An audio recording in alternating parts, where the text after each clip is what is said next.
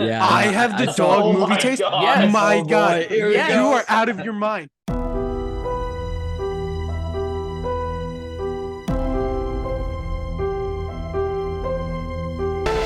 Welcome back to the One Shot Movie Podcast, where we break down movies and we rate them on 4 different scales: acting, plot, rewatchability, and overall rating. I'm your host, Vincent. And I'm Johnny, and rejoining us, introduce yourself. What up? I'm Noah. You can call me Reggie or Noah or, whatever. And I'm really happy to be on the podcast. I'm really happy to be a part of the team. And I'm excited to jump into any movie. What up? My name is Alex. You can find me on this channel before on the Ocean's 11 pod.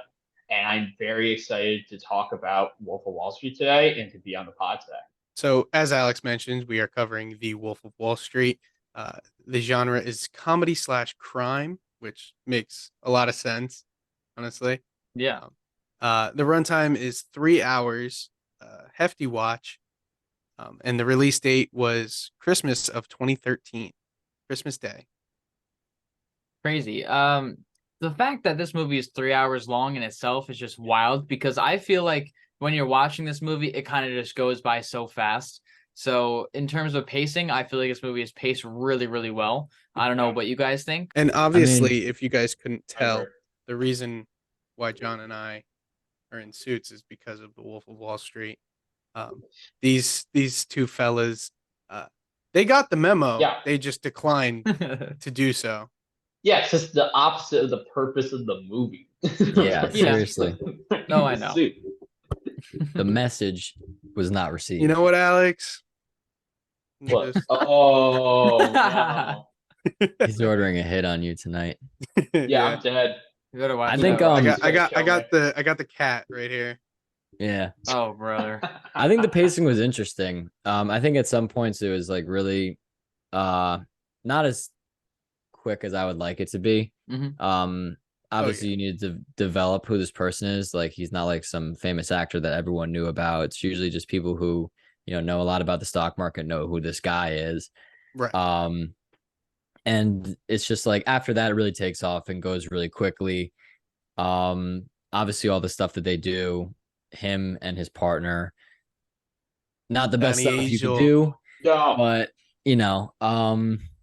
I think the pacing ended up being pretty all right. I think, like Johnny said, it's for a 3 hour movie, it was a pretty smooth watch. Yeah. Usually I kind of get a little cranky around like 2.5 hours. I'm like, when is this movie gonna wrap up? But like you can really see where the plot starts to, like thicken, and where it starts to go down. You're like, okay, this is the end. That makes sense. So I thought it was decent pacing, but it's obviously it's Scorsese, so long movies made by him are always entertaining. Yeah. They're always action packed. They're always fun. He always has a way to make things that are like kind of a bad situation into a fun watch. Obviously this situation is not great for a lot of people. A lot of people went through a lot of issues with this situation. Same thing with, movies like The Departed. A lot of people have issues with the mob, but he made it fun. Yeah. And that's what he kind of does. And he did a really good job with this one. This is, I think, his longest or second longest movie. I don't remember, but yeah, I think Irishman might have the crown. Irishman. Irishman's Yeah, like, like 3 hours and like 15 minutes or something. Something like that. Yeah. It's long. That one's forever. But that one, that feels like it's a long movie. Yeah, When this I've one heard a lot about really does. This is not at all. I've heard a lot of things saying about how The Irishman was like people had to like watch it in like 3 sittings. Yeah. Yeah. I feel, in terms of this movie, I know I just mentioned what I thought about pacing, but I feel like it goes so smooth and it goes by so fast, because you're thinking, okay, there's a lot of shit going Jordan's on drugs, and a lot of these things are just explained so fast, so it's going by really fast. And I feel like that kind of makes it make sense. Yeah. Because he's on coke half the time. Well, the whole time, I would say. Not even half. Well, yeah. I mean, we're showing coke in literally the first scene and the last scene. Yeah. So, and all the way through. So, yeah. It's true. But to jump right into it, one of you guys want to mention the plot here? Read it to us. I could do it, but I have a little critique of the plot. And this isn't you guys, obviously, this is from Google. I'll just read it and then I'll say what the issue is. Mm-hmm. In 1987, Jordan Belfort, Leonardo DiCaprio, takes an entry-level job at the Wall Street brokerage firm. By the early 1990s, while still in his 20s, Belfort founded his own firm, Stratton Oakmont. Together with his trusted lieutenant, Jonah Hill, and a merry band of brokers, Belfort makes a huge fortune by defrauding wealthy investors out of millions.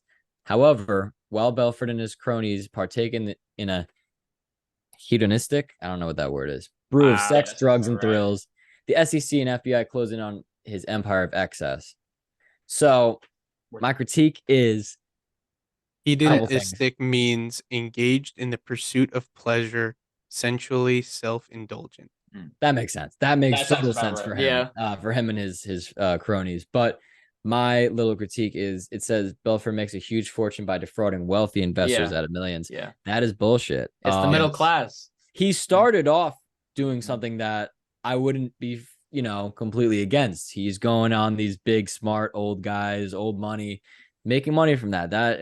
Everyone probably would try to do that if they can. But then he started attacking people who couldn't afford it.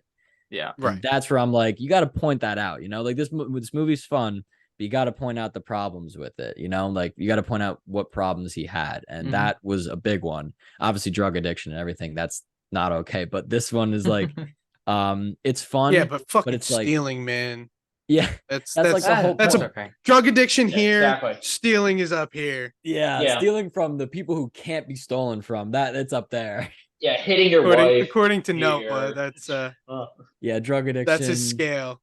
Drug addiction's a big deal, but he's one person. Stealing from multiple people, different people, Yeah. That's where I scale it. That's where you scale it up. It was fun good. though. You're forgetting about spousal abuse and cheating. Definitely. I just didn't want to jump on this really big rant, this early in the podcast. So clearly it's okay. For spousal abuse, just ask Domingo Herman. So it's all right. Ray Rice. Ask all them. It's okay. But let's keep moving. Antonio Brown. This movie has a gigantic cast. So we're gonna fly through it. A lot of these actors and actresses have been in plenty of amazing projects, so we can't name them all, but we're gonna name some of the more significant ones. But to start off, we have our main guy, Leonardo DiCaprio, playing Jordan Belfort. He is known for Titanic, Departed, Django Unchained, and Once Upon a Time. And many more. Shutter Island, all those movies. The Revenant. Just to name a few. Yeah, exactly. Revenant. There's so many. Oscar. I actually really enjoyed The Revenant. So what do we think of Leo's performance in this movie? Is there anybody else who could have possibly played him, or is he just fantastic and there's no question? I tried thinking of it, and I can't think of anybody else. To be honest, I honestly would have loved to see the actual Jordan Belfort play himself. If that was a possibility. I understand. Don't say anything, John, because I have it later in the script. Yeah, no. I put that in. But I feel no, you didn't. I did. Thought so. Oh. I did not read the script, so I'm assuming you guys are talking about the fact that later in the movie something might come up where that would be a complication. Yes. Okay. Yeah. But I think if it was anybody else, it should have been the real Jordan. Okay. And because I've seen him go on to I've seen him go on to podcasts and everything, and he tells the story so well and so with so much detail, of course, because he lived it. But I would have loved to actually see, him play it, which I understand they probably couldn't do. Yeah, he's probably not a great actor. Right. But good liar, it would have. I feel like it would have been very, very cool to at least have maybe seen the real Jordan playing himself. Nice. Yeah, I think that this is his best role though by far. Obviously it's really ironic that Leo played Jordan Belfort as a guy that's I don't know what he does in his private life, and obviously he's been criticized for his relationships in the past.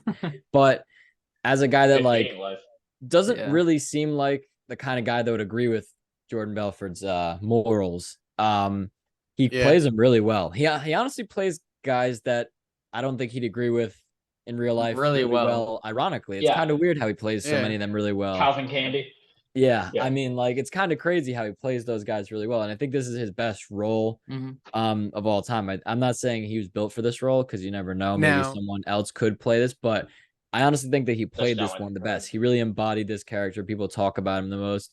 it's kind of like Christian Bale with American Psycho, where it's like people Nobody else could have played it better. yeah. It would And never it's happen. like, yeah, and it turns onto this like almost cult classic, worshiping this person. Yeah. And I think personally this might be unpopular. If he didn't play him, this movie wouldn't be as big. I feel that way as well. Agreed. Yeah. Even with Scorsese. And he would agree. Scorsese would agree. I think the interesting part, which I realized looking through like Leo's filmography, this comes out a year after Django Unchained. Yeah. Like, Was this it is really? crazy Damn, bro. apex, like, It was hit mountain after at hit this after point. hit. Yeah. That's crazy. And He The was just Departed was the year nonstop. before, wasn't it? Yeah. And then The Or no, Revenant 4 years was before. was 2015 too. So Exactly. Wow. Yeah. Busy that's man. wild. Crazy run. Now, Reg, do you think Leo should have won an Oscar for this instead of The Revenant? Yes. He played The Revenant really well. It must have been a slow Oscars year because I'm not saying that he did a bad job with it. I'm just thinking like I feel like this movie was more of like a deserving thing. I need to look back. I used to like always look back on these past winners, but I feel like he should have at least 2 Oscars by now, and this is one of those roles where you're like he should have this. And when Right. the Titanic came out, I feel like I don't remember who the actor was who won, and I don't want to say he deserves it over them, but there's a good chance. I remember looking over that like maybe he should have won that. Who Kind of knows? thing. It probably was Yeah. it was probably the guy that plays Rose's husband or whatever. Oh, you know what? You might Might be have been right. him. Hold Oh, on. I got it. Oh, You this guys is a keep weird going. I'm one. gonna look it up right now. Okay. So Vinny, do you want to say who's up next? Yeah. So up next we have Jonah Hill as Donnie Azoff. Had to go full Italian on that one. Known for Superbad, 21 and 22 Jump Street, Moneyball, and This Is the End. Now, have we said Jonah Hill before on the show? I don't think we have. Maybe once, but I don't think so. For what movie? Beats me. We didn't do Superbad. We didn't do Jump Street. I remember Money... talking no. about Jump Street though. I That's remember just- us having a conversation with about 21 and 22 Jump Street. I could have swore I mentioned Jump Street at one point with you guys. I don't know. Right. Maybe. I don't We know did how Tenet. because I love that movie. it was on Tenet. I don't know how we would have Yeah. tied that in. Who the hell knows? I don't know, but Moneyball here is pretty interesting. That's something... He's also in War Dogs with Oh, I love that. what's his film. name? Miles Teller. Yeah. Yeah. That's a great movie. Yeah. I think I watched like half of it and then I got bored of it. Mm. But yeah. Reg, who do we got up next? Noah, whatever. Fucking I'm just gonna start calling you. We got Margot Robbie in her film debut at the age of 22 as Naomi. Oh, it's gonna be a tough time. I'm not Italian, so I can't pronounce that name that well. Lapaglia. Sounds That was about right. impressive. That was enough? pretty good. All right. Yeah, that was really impressive. Too. All Hey, right, that's so, pretty good. At the age of 22, though, this is her film debut, I believe, in at least America, in the U.S. She obviously plays Belfort's wife, or I think at first, what is it? Mistress. The other Mistress. woman, and then the Yeah. wife, eventual wife. She's known for Suicide Squad, both the good and the bad.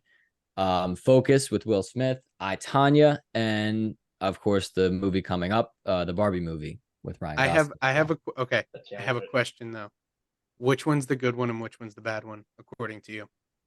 Easily the good one is the one that just recently came out. The bad one is the one with Will Smith, unfortunately. Yeah. I agree. And the thing is, There's an argument about that. I don't think it's as bad as people say. I just think it's a little more boring. I think the new one is really fun. I mean, think come that's on. easy. Alex, this isn't a competition. The guy who's asking the questions is the guy who has the dog movie taste. So of course he's gonna think it's the other way around. Yeah, I have the I- dog Oh movie my taste. God. Yes. My Oh, boy. God, Here we you go. are out of your mind. You thought Come Wakanda on. Forever. You thought Wakanda Forever was good. It was decent. Flatline. No, it wasn't Alex, good. It wasn't Alex. terrible. No, I you said said it was I know. good. Okay. I We will started go this. back and find our text feed. You said it was good. You said the power you to liked you. it. Yeah, I liked it. I didn't love it. I never said it was great. I said it was okay. It was ass. It Alex, was I think you might have won. so bad. Yep. No, I think you I might have won. disagree. Yep. I won. Damn it. Okay. That's the truth. We had a bet going, me and Alex, privately, who would mention a Marvel movie first. Yep. See, this And I I could've bet been Johnny. I was heavy on Johnny. I was so confident he would do it. But I'm like, it's actually, definitely gonna be Vinny. let's be honest. but Vin also, didn't mention the Marvel movie. He said it about Johnny. So technically, it's still Johnny. But I don't know. I think I Nah. technically said it. haven't even said those words yet. So Yeah, that's true. That's he true. did. I Okay. did not. That's fair. But the thing is he says I have a horrible taste in movies, but every movie I fucking recommended this guy, he comes back and says, "Oh wow, that was a really good movie." Hacksaw Ridge. He said that was a That's a fucking good movie. great movie. It is Yeah, a that's great a good movie. What else? That's a All great the other movie. ones. All the fucking beginning of our show episodes. I recommended for him to watch, and he's come back and he goes, "Oh, that was a really good movie." So I have a dog taste in movies. Yeah. You have. Oh. Oh, maybe it's not dog taste movies, but Wow. your takes are Oh, dog. snap. Oh, You know what? To change the subject, Leonardo DiCaprio Good wasn't idea. even nominated for the Titanic in 1997. was Okay. he really not He nominated? was not nominated, That's which is crazy. crazy. And that Who you won? know what? That's why I was mad about 1997. Matt Damon didn't win it for Good Will Hunting, but Jack Nicholson won it for As Good as It Gets.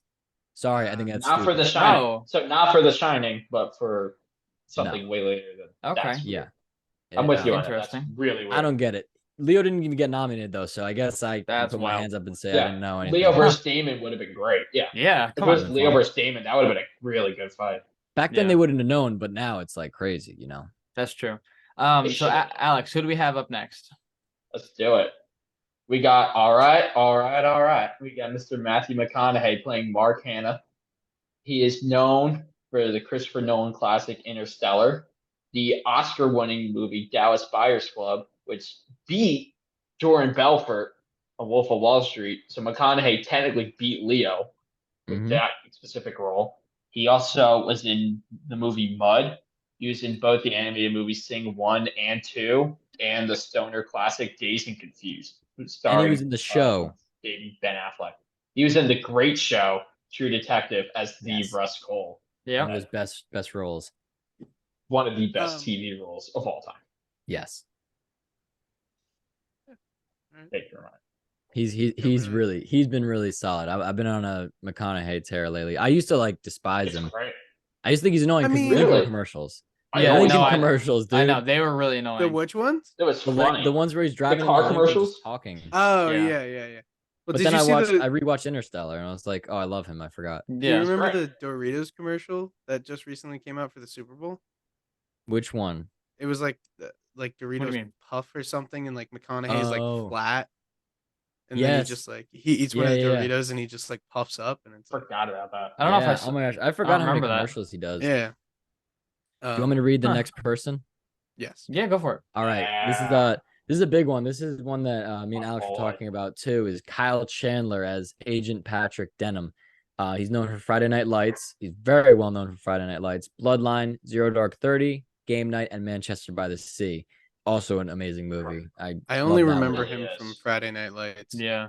Yeah. Oh, you Well, gotta watch his other The stuff. thing It's about fantastic. him in Manchester by the Sea was he was the brother that passed to, set them Right. along that plot. But me and Alex were debating this, like, why didn't he get so much bigger since this movie? Like Yeah. he crushed it in this That's it. movie. Yeah. No, that's Right. true. Like when we talk about later scenes, like there's like some scenes where he's like the same level as DiCaprio acting wise. Like some of those scenes. It's He is crazy matching. the Yeah, way he can matches go the from energy in Yeah. the scene. Yeah. crush it. That's true. I want to take the next one, John. Mhm. So up next we have Jon Bernthal as Brad. First of all, I love Jon Bernthal as an actor, especially for his role in The Punisher. Fantastic.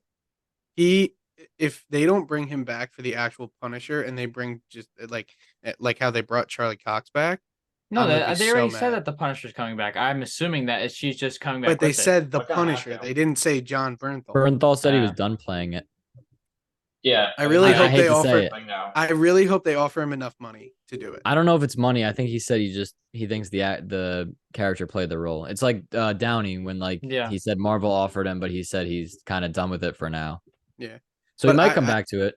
Yeah, maybe I really eventually. hope he does, because the Punisher is probably one of, if not the best, Netflix Marvel shows that they first created. Well, all the other ones Yeah. were Yeah, fucking it is. terrible, dude. I think Yeah, they think did, like, two Daredevil's good ones. good. They were all Daredevil's so good. bad. Daredevil season 1 was good, Yeah, that's it. but like, Fine. but yeah, he's also known for The Walking Dead, Night at the Museum, Battle of the Smithsonian. If you guys remember that, Good pick. Mhm. which is actually probably the best Night at the Museum, I would have to say. It's a good one. I think it's the funniest one. Yeah, Yes. it's the most fun in Exactly. watching it Yeah. out of the three of them. You know, you see all these different things come to life and how they do everything. I think it's just, I think it's the best one. Baby Driver, and he's also in the new hit show The Bear. Is he really? he's- Oh yeah. Oh, I But haven't seen it yet. I He's didn't know that. he's technically not in it because he like Reg was saying, he's the brother that killed Oh, himself. okay. You know? Got it. Yeah. Dang. Baby Driver, I love. The Bear Yeah, is that's one of your fucking favorites. fantastic as well. That's One of my favorites. Yeah. Yeah. I'm not a show guy. I wish I was, but I heard it's amazing. I heard it's a great. show. Yeah, the Bear was great. They actually just came out with season 2. I watched it in like 2 days. It was great. Yeah. And it was very cool. It was it's interesting to see like everything. I'm not a big like cook guy. I'm not like I'm not going and like, watching like Culinary stuff. Food Network and shit. Yeah, and culinary Gordon stuff. Ramsay. But this stuff was cool. This stuff was really cool. Mm-hmm. So up next we have Rob Reiner as Max Belfort, and he's known for All in the Family. This is Spinal Tap, The Story of Us, and he's actually in New Girl. More specifically, he's in 11 episodes of the show. You guys know I'm a big fan of New Girl. Papa Jess's Jess. father. Papa Yeah, Jess. Papa Jess. He plays her dad, and he's not in not necessarily a big role, but the episodes that he's in, he's a nice comic relief. So I like his character in that show. I mean, that's kind of what he is in this movie too. Yeah. I feel like he plays the comic same relief. character.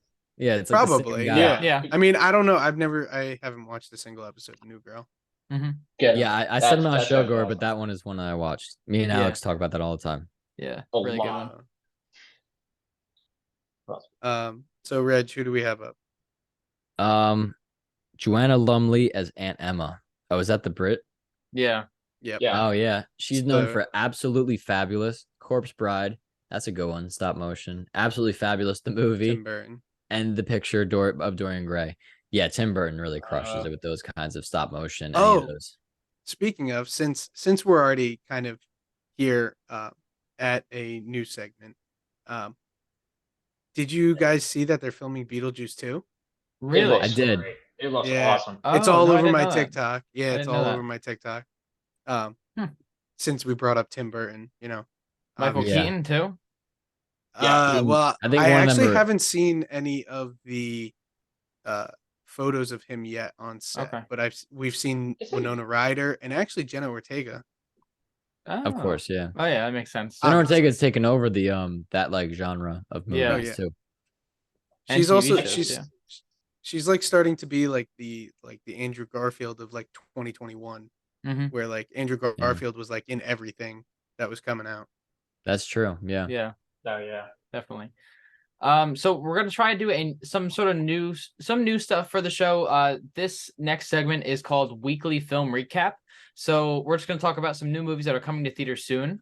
I know we each have some opinions about some of these new movies coming out. So first up, we mentioned it before. Margot Robbie starring in the new Barbie film that's coming out July 21st.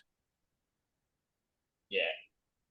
And Well, next it's one, funny you're that you mentioned you're not that gonna without continue mentioning this? the I other thought you one. were just gonna- I thought Without somebody would have an mentioning the other opinion. one. I thought you were just Not gonna mentioning keep the other going. one. I like to say Barbie, but then not mention the other movie coming out July 21st. Like, I thought one of Oppenheimer. you Kinda hard guys to would have put a them fucking together. opinion about this. Well, but no, it's okay. You know, That's I'll right. take over. I'll take over. Fine. Go I think ahead. You got it. Oppenheimer's been one of the more widely talked about ones other than Barbie. I think they both been pretty equal Incredible. on that talking Yeah. about. The rest of them, no I one don't really know. I talks think about them. Oppenheimer's Yeah. more of a conversation starter. Yeah. Yes, certainly. That was so good. Yeah. A lot of people love the World War II area of history too, and this is a big part of that, obviously. So I actually Um, have some fun facts about Oppenheimer whenever, you know. No, yeah, go for it. I mean, I'm just gonna talk about how I love Christopher Nolan. Number Obviously, I was number on for one, Tenet, yeah, so yeah. Number one, Oppenheimer has zero CG. Zero. Like Awesome. they had to figure out ways to recreate. I know. a nuke. Like that's fucking insane. But that's Nolan. Yeah, I know. That Right. really is him. But that's Yeah. what I'm Only Yeah, saying. he not would Like do enough. something like that. There's no that one is else. actually the craziest thing I've heard about this movie. Is How do you guys think that he filmed the black hole scene in Interstellar? Yeah. never seen Interstellar, like I said. Oh my goodness! Wow. I'm waiting for our one of my friends Wow. to come on the show to watch it for the first time. It's so good. Fair enough. That's one of my that's in my top like 7, if not You can top 5. rewatch it. I mean, It's like so just good. You're watch gonna it. need to watch it a couple times to like fully understand everything. Well, yeah, all of Nolan's movies are fucking a mind Yeah. fuck. Yeah, exactly. Not if you love Nolan though. If you get Yeah. if you get him, you'll get him, and you will If get you him. watch enough of them. Yeah, if you If watch you- enough of his movies, you can figure it out. Yeah. This is his most consumable. Don't get me one, I started think. on Tenet. Don't even get me started on. I don't even talk about Tenet with him. That's his Like, least they'll just consumable one, do- but it's one of my favorites, so I don't care. I'll back it up forever. Okay. So, like I said, no CG for Oppenheimer, none at all. And I also heard that today, actually, there's a 15-minute sex scene with Margot Robbie. Not Margot Robbie, Florence Pugh. One of them. But to continue this little segment here, some other movies that aren't as big but are also coming out with the next couple weeks or a couple months. We have the new Ninja Turtles movie, the animated movie, coming out August 2nd. I feel the same way. Wow. Yeah, Wow. I know.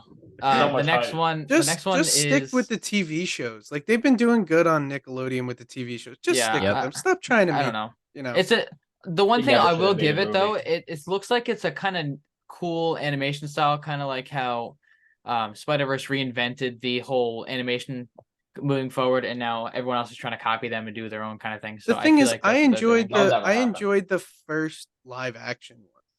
Yeah. I thought that one was pretty good.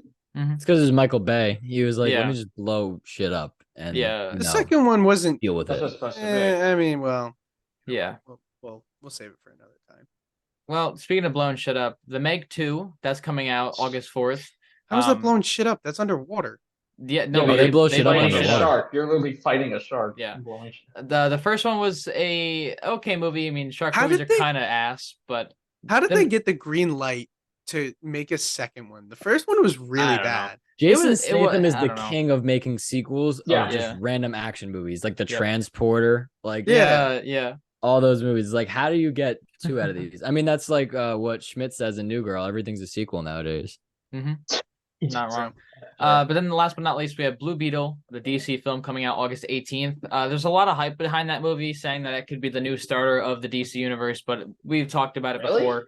And I feel like this movie has a lot of potential, but they probably showed everything good about it in the trailer, so we Yeah, can sweep that the under thing the is- rug. Thing is, I have high hopes for Blue Beetle. I really do because I love the actor that plays him. He was great in Cobra Kai, and I think he's just a really really good actor who's going to be playing Blue Beetle. Also, George Lopez is in it, so I hope it's kind Yeah. of funny. Isn't he So- play his dad? This is Yeah. gonna be Shark Boy and Lava Girl. That would Be be Shark okay. Boy If and it's Lava Shark Girl. Boy and Okay. Lava Girl, Well, then it's good. Then it's gonna be great. Yeah. Talk about it. Speaking of Shark Boy and Lava Girl, I saw a scene from another movie that Taylor Lautner did, and he does the exact same like baton twirl in the movie, like when he's about to fight somebody, as he did in Shark Boy and Lava Girl, and somebody Yeah. pieced it Grown-ups, yeah. together. Yeah, Guess I what? saw that. That's it in the was so Taylor. funny. That's in the Taylor Swift music video, I Yep. believe. Yeah, it is. Oh, yeah, okay. that's right. Yeah, And, like- 'cause, and, like- they used to date.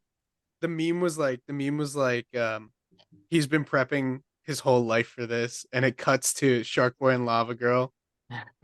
No, that's true. Yeah, no, there was like this whole conversation about like him wanting to defend Taylor Swift because that was like the time when Kanye like took the mic from her and he was like, Yeah. congrats, but Beyonce had the best album of the year or something like that. And Taylor Lautner was in the background and they were like dating or something at the time. Uh-huh. And he was like, I wanted to do this to Kanye. And he like showed on SNL. It was really funny. But then they put him in the music video. So it was a kind of a cool callback to do the whole thing. But yeah, he's like crazy talented with like all those things. I'm surprised he's not in more action movies nowadays because he could still do Yeah. like backflips and crap. He was in Grown Ups did. too, which is like, That's Yeah. right. but still. He was probably Yeah. like 30 in Grown Ups too, or Grown-Ups, whatever yeah. the fuck. Yeah. And he could still, Yeah, but he could probably. still do all this stuff, which is insane. Yeah. Now he's just old. Yeah. Yeah. and He was watched. in He's a not even new that movie old. with That's the weird part. I know, but still.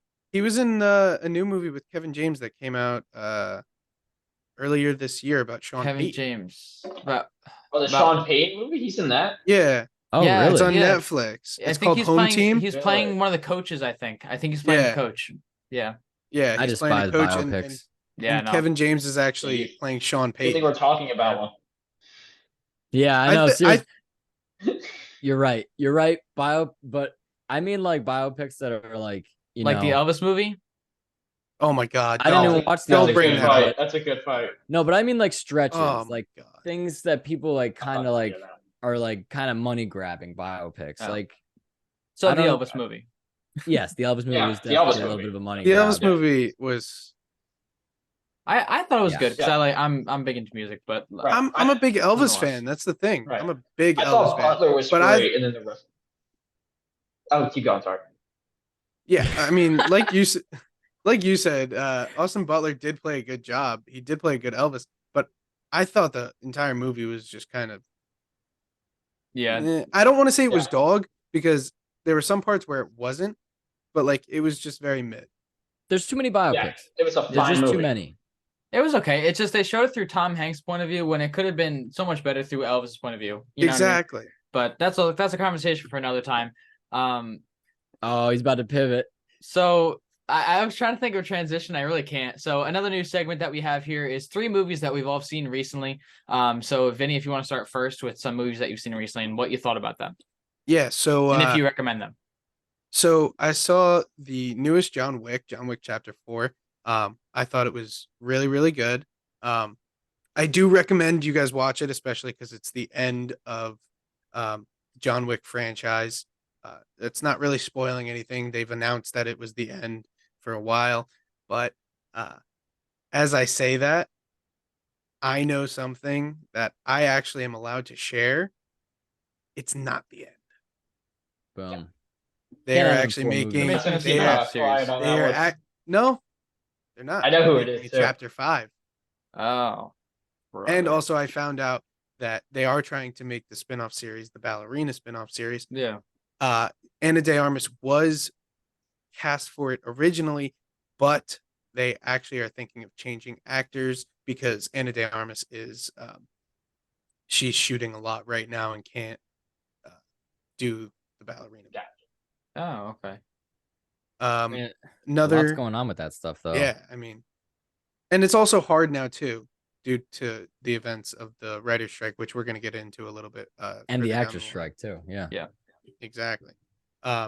So another movie is Zodiac, and that's with Jake Gyllenhaal, RDJ, and they're trying to catch the Zodiac killer, which is very, very interesting. The Zodiac killer is honestly, it's pretty scary what he does. He's literally writing these letters, like encrypted letters to newspaper articles, and these guys have to figure it out, and they try to figure it out to figure out when he's going to kill his next victim, and then he ends up killing his next victim because they couldn't figure it out in time. The Zodiac killer is actually very, very interesting, and I do recommend everybody go see Zodiac. Creed 3. The piece Really of all dog I have shit. to say. It was just Wow. The piece of dog. Not It, good. yo, I don't know if I trust Johnny's you can't reviews on you movies. can't though. make a Creed Yeah. movie without Balboa. That's fair. I Well, know. that's why though. And, You know like- why that That's happened, weird. right?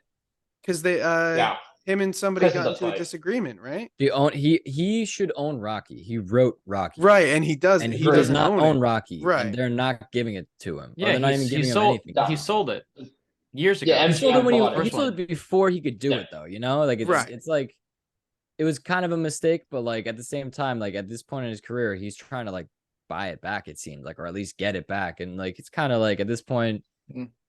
but everything's money nowadays. So Yeah, they I knew know. But they I could can make see money I can off see it. why, because if he wants Rocky and he wants to own the rights, also the rights to Rocky, he'll be rolling in residuals for the rest of his life. And Yeah. even his family will be rolling in residuals for the rest of their lives. Yeah, I it's on think like it's every more streaming so service. right, and I think Yeah, it's it's more everywhere. so I think he's trying to do it more so because you're never going to see another Rocky. You're No. never going to see, another person come in and play that character. And I think obviously that's his legacy. He wants to own his legacy. 100%. So I do think that's a big reason for it. And it's kind of shitty that they won't sell it to him because, that's his character. Mm-hmm. He made the character who he is. Yeah. But I think if you've seen back on track to Creed 3, I think if you've seen the first two, yeah, you could go watch the first one or third one, but honestly, I'd kind of say just don't, and save your memory of the Creed movies at Creed 2, because Creed 2 was fucking fantastic. Yeah. Irwin Winkler is the guy who owns the Rocky movies and Creed. Who is it? So Irwin Winkler since 1976. Any relation to Henry Winkler? I believe so. that's so I'm assuming he's the guy that he sold it to when he first wrote it. And so then, then that got the whole thing going. So Actually, Henry Winkler and Irwin Winkler are not related. Same last name. Like, same exact. Not related. Right. But yeah, that's the guy who owns it. I remember seeing that, reading an article on it. He just seems like a greedy dude. And it seems like that's the situation. That's annoying. For me, 3 movies that I've seen recently, I've been kind of on a Tarantino kick. Me and some of the guys who've been trying to watch a lot of the Tarantino movies. So recently I have seen Once Upon a Time in Hollywood. Really, really great movie. It's a little bit on the longer side. Another DiCaprio movie, but it's really, really great. It's a lot of fun to watch. Another one I've seen recently, Blue Lagoon, The Awakening. It's an older 2000s movie. It's like a romance movie. It's okay. I don't know if I'd necessarily recommend it. The first Blue Lagoon is a little bit better than this one, but Brooke it's Shields. all right. Yeah. And then third, I've seen Django Unchained. Really, really good movie. Not meant for everybody, but it's a good film. Another Definitely meant for Tarantino everybody. film. Yeah. Really, really good one. And what about you, Alex? Now I have the movie that I've seen the most recent. I finally got around to Casablanca, this little tiny movie from the 40s. Not sure if anyone ever heard of that movie, but it took me like a long time to watch it. And like many people talk about how much of a classic it is. It's definitely a classic, but you gotta wait till like the end of the movie to be like really entertained by it. But overall, I thought it was a fun watch. That's how movies were back in the 40s. I know. Yeah. Well, Yeah. yeah, but it's such a different watching it 80 years later and our generation expecting like entertaining throughout the whole time compared to it being a build-up. So that's why I brought it up. And then I think I finally got to a comedy classic in Tommy Boy. And I loved it because I love Chris Farley. I always loved his SNL stuff. Still can't believe this is your first time watching that. It's crazy. Because like people that know me, I love comedy movies and I've watched a lot of them. So this is Look at you. I've never seen it. Yeah, exactly. Clown. Thank you. Appreciate that one. Yeah. Oh All my right. God. So Chris Farley is great. God rest his Oh, soul. yeah. Honestly, I watched Beverly Hills Ninja, which was also fucking hilarious with Chris Farley. But Tommy Boy takes the cake. Oh yeah, by far. It's his masterpiece out of his movies. And then I also saw Stripes with Bill Murray and Harold Ramis. This fun like comedy that was in the 80s, which there's no way could possibly be made today. But it was still really funny to watch, like them like try Tropic to Thunder. get into the military. Yeah, It's like exactly. Tropic Thunder. There's no possible way you could ever make Tropic Thunder. That's in exactly. today's day and You know what they age. say though? They're like, it can be made. It's just it's gonna get canceled. You can make the argument for Wolf of Wall Street being made today. There's so many things that they would not say in today's day and age. They're able to And it's hide that only behind 10 years they're later. able to hide that behind the fact that that's what happened. Like that's what it was. No, I like know. they can make films like it was that. reality. Yeah, because like that's what it was back then. It's like writing a textbook on history. Like you should, tell it the way it is so people know, okay. Right. Let's not go this way. Or, or some people might go this way. Yeah, exactly. So it's like it's good that they did this and they told it honestly. Honestly, I feel like since Belfort told it himself, that might skew it a little bit because obviously it's based on the book. But that's my problem with biopics. They do glorify the main character most of the time, where they don't go into more of the issues of their life, and that's what really shows reality. But that's movies for you, So to jump into my most recent watches, it's definitely there's definitely a variety of genres. The first one is Minari. This one came out in 2020. It's starring Steven Yeun, Han Yeri, Yoon Yu Jung, Will Patton, and has a couple, and Alan Kim and Noel Kate Cho. Honestly, a really interesting timepiece. It takes place in the 80s in Arkansas. It follows a young boy and his family moving over there to start a farm. It's really a really crushing movie, honestly. It just goes to show you, the difficulty of hard work, and sometimes it may pay off, sometimes it doesn't. It shows you what happens with family and relationships and love and health ultimately, and throughout the entire thing. It's a good watch. It's actually free on YouTube with ads, which I didn't know YouTube does, but it was a whole movie, and it's gotten really good ratings as well. And I obviously rated it pretty highly as well. It was just a good watch. Brought a tear to my eye at the end. It was one of those good solid movies. The next one, nothing like it. The Super Mario Bros. Movie, just a kid's animated comedy. Exactly like it. Made by Illumination. Illumination does pretty good with movies like this. I think the animations were amazing. I think they did a really good job with it. It looks just like Mario. It looks just like the games. I mean, it may be the fact that I used to play Mario as a kid. It's just a nostalgic blast, It's just like, oh, like that game. You're like pulling the references. Obviously, when you think about the story is not going to be amazing, but it's also a kid's movie.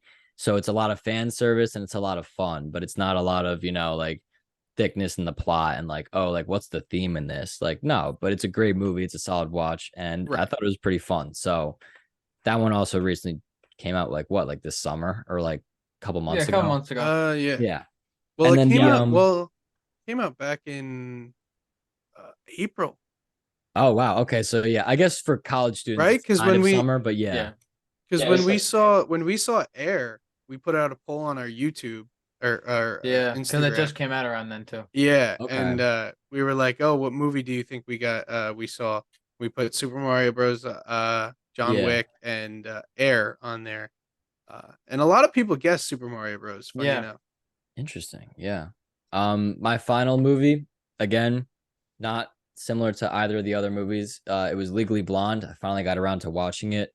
It's a classic, and I can see why. It's really funny. I love Reese Witherspoon in that role. I think the message is good. It's really fun to watch. It's funny. It's keeps you guessing, even though it's a comedy. It's kind of at the same time gets you to think a little bit. And I think it does go against structures of society. Dare I say a movie will do that, but it does really show not to judge a book by its color. Might want to watch it back. What's now that might want to watch it back now saying that. Yeah, well, I mean, I was gonna say it definitely goes against the patriarchy. And since you're wearing the mob suit, I didn't want to say that. Didn't want to get a hit ordered on me, but I think it was great. Reese Witherspoon was great in it. Luke Wilson take care of it. Yeah, Luke Wilson was great in it. Matthew Davis, didn't know that guy. He plays the classic, jock, jock, rich dad kind of guy. And honestly, I thought it was really fun. Jennifer Coolidge is also in it. I know Johnny's a huge fan of hers. Brother. Johnny I loves hate Jennifer this Coolidge. fucking woman, man. Jennifer Coolidge. I hate her. She's the same character in everything for the last 30 years. Yo, everybody tag Jennifer Coolidge in the comments. Come on.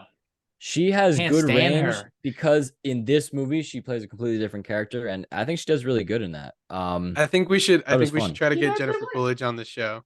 That would be great. Everybody, please tag Jennifer Coolidge in the comments. We have to get her on the show to confront John. No, or Alex could dress up as Jennifer Coolidge next show. Wouldn't be able to tell. I already got the weight of Jennifer Coolidge anyways. Wow. Man. When she comes on the show, we're gonna play that clip that you weigh the same as her. Yeah. She's gonna be so offended. She'd be flattered. Wow. So rude. That was fucked up, disrespectful. Good God. Seriously. It's So like he didn't even watch Legally Good Blonde. God, man. So any other comments on any of the movies, Rich? I mean, just go out and watch movies. That's all I gotta say. You gotta watch a different variety. Wow. Shut up. Because I think it's important to watch a different variety of movies. I think it's important to watch a different variety of directors and actors and everything, because you never know what you will like and what you don't like. I think one of my more favorite movies recently is a Danish film called Another Round. It's starring Mads Mikkelsen, so obviously he's a big name, but it's a really fun film, and I think it's important to, watch different kinds of movies, because you never know what will happen. I mean, I wasn't sure if I'd like Legally Blonde, but I thought it was like one of the more funnier comedies that I've watched my whole life, honestly. And I think it was really cool, because a lot of people think, oh, this is not something I like, or this is not something I typically can sit through. Next thing you know, it's a fun watch. I mean, I don't particularly agree or enjoy The Wolf of Wall Street as a guy, but I thought it was a really fun movie. And since you sit through and watch it, that's the only way to know. So that's my ending note on the movie segment. Just watch any movie you can. All right.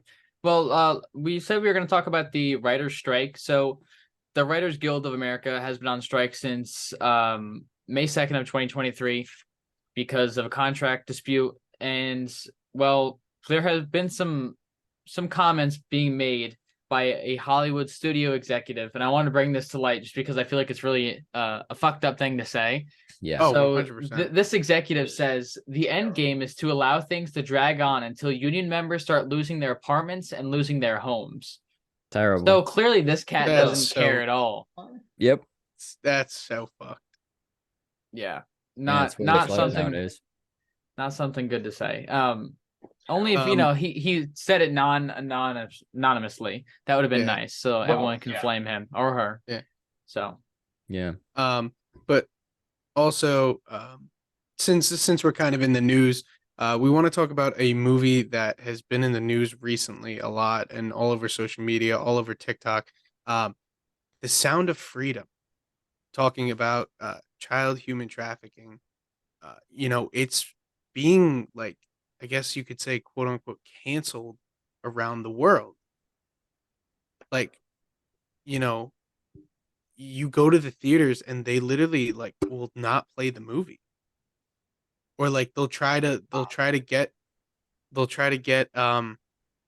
you to, like, they'll put something else on the screen and they'll be like, oh, the projector's broken, let me, let's refund all your tickets. I saw one today saying that they put, like, something on the screen, like, showing that, like, I guess, like, the projector was broken, and they were like, oh, we'll refund your tickets, and everybody stayed in their seats and was like, no, we want to see this movie. wow. Like like it's crazy. And even Mel Gibson came out and was being hushed about it. Like, he came out and he spoke about this movie, and he's being, like, hushed. Like, they took his, I think, whatever video he posted, they, like, flagged it, they took it down. Like, this movie is crazy, and it's like, it's being hushed by, like, corporate America, I guess you could say. That's wild. I didn't know about any of that. Yeah. Mel Yeah, Gibson that's probably isn't the best crazy. guy to talk I about was just gonna things. say that. Like, Right, But- but then could be host. even Dana White came out and said something on it, and I don't know what happened to his video, but I saw it on TikTok. But who knows, that video might have gotten flagged and taken down as well. So I mean, like, Yeah. all these people are coming out and saying, go watch this movie. It's a huge eye opener, and, like, yes, it might be triggering for some people if that's the case, but they say this is a very good and eye opening movie to go watch, to get a better insight on kind of, like, what goes on and how to prevent this. Yeah. I mean, that's interesting. I didn't know anything about this movie for some reason. Like, I I guess didn't it really either, flew under the really. radar. Yeah. But, like, Probably on purpose. It makes sense though, because they don't want people to see it. That's the But- thing. They haven't promoted No, this no. at all. Like, they're not promoting. Yeah, but like, everything they who's- try to do to promote it, it gets fucking who's in it? lost. I actually just saw. Let me look this up. Because, I like, saw some of. or like, who Yeah. directed it? Because, like, I'm not like at all saying like, but sometimes like if it's like a The not so director is well known, Alejandro Gomez Monteverde. what are they known for? He has done nothing that we would ever know. And then the cast, I'm assuming, I think I saw someone Not from very. like NCIS or something is in it. the I don't remember. cast they got they have Jim Caviezel. He was in When the Game Stands Tall. He was in The a Thin bunch Red of Line. other. Yeah. He's Yeah, the he was. Passion of He the was. Christ guy. Yes. Mhm. Yeah. Yeah. And like the cast isn't very They're not really well heavy, known. but like Kurt Fuller, who was in a bunch of movies, you'd probably know it if you saw it. He was in Van Wilder. He was in Psych, Wayne's World. Yeah. He was also in a bunch of episodes of Supernatural as well. Oh, there you go. I mean, I don't know. I haven't heard anything about this movie, but it doesn't seem like the cast is too stacked. Doesn't seem like the director is too well known. That doesn't mean the movie isn't good. I'm not going to No, not at discredit all. them because it'll come. Sometimes movies come from nowhere, and then all of a sudden everyone blows up in the movie. The director is amazing. They get jobs, but like I did hear something about that only today. Like exactly what you're talking about. Unfortunately, I'm not sure if Mel Gibson or Dana White are the best people to like be backing this Right. movie, but That's a the good fact point. that like that's happening is a little bit concerning where it's like Yeah. why They're what like all being hushed. yeah, like at least make that movie available to watch online. I don't know, me personally, I only go to the theater for like not blockbusters, but like I go to movies that like I know So, like, about for a while, right. cast I know, director I know. Like I usually wait till like movies come out on streaming to like watch movies I'm interested in but I don't know everything about. So like hopefully it'll be on streaming soon for people who want to watch it, want to get educated. I still don't know anything about it, so I can't promote it. Like I can't say, you should watch this movie because Right. I don't know. Maybe it is actually a bad movie, but Even you the know. reviews though say it's like IMDb 8.5 out of 10, Rotten Tomatoes Yeah. 75%. You know, um, It so looks the ratings are good, but yeah, it could be skewed Letterboxd though. really shit on it though. Yeah. Did it? Well, These ratings could be skewed. So did Metacritic. Yeah. Oh yeah, but Metacritic always sucks. Metacritic gave it a 43, but the user score is a 7.9. Yeah. See, like this is what I'm saying. Like this whole movie is being hushed, and I think it's because it's a very, eye-opening movie to go see. Mm-hmm. Yeah. And I don't understand why it's being hushed because Oh, you know I'm like I reading know. a couple of reviews now and I kind of understand why. It just What seems is it? like propaganda. Oh, okay. And I'm not saying that like it There we is. go. I'm not Yeah. gonna say I'm not gonna fully Right. I'm just reading reviews on what other people like to say. Obviously I'm using Letterboxd, so that might be skewed for people who use Letterboxd, which are moviegoers. But I'm looking at it and Right. it does make sense because it seems like it's direct. Let's just say it's directed at a specific group of people to watch, and to be outraged that they can't watch it. Let's just say that's the direction and that's the reason why it might be happening to get people outraged. So I think it might.